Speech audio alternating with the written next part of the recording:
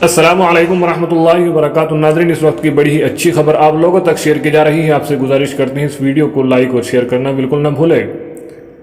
हज़रत मौलाना मोहम्मद ग़ुलाम मुस्तानवी साहब दामत बरकातुहुमुल आलिया सेहतियाबी के बाद जामिया वापसी का मंजर आप देखेंगे तो खुशी से आप भी जगमगा जाएंगे।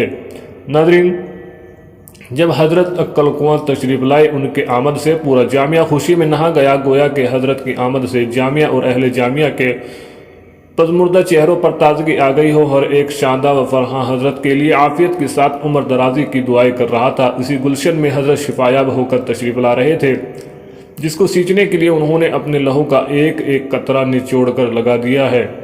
बीमारी व निकाहत के आयाम में भी मुसलसल जामिया और वहाँ के तलबा की फ़िक्र उनको सता रही थी।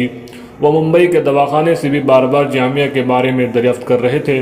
उन्हें अपनी सेहत की कोई फ़िक्र नहीं थी, उन्हें सिर्फ जामिया की फ़िक्र सताई जा रही थी। इसलिए वो शिफायाब होने के बाद जब वापसी जामिया तशरीफ़ लाए तो सीधे घर जाने की बजाय पहले हज़रत पूरे जामिया का चक्कर लगाया और तलबा व असातिज़ा को देखा और सारी चीज़ों से इत्मीनान हासिल करके फिर अपने घर तशरीफ़ ले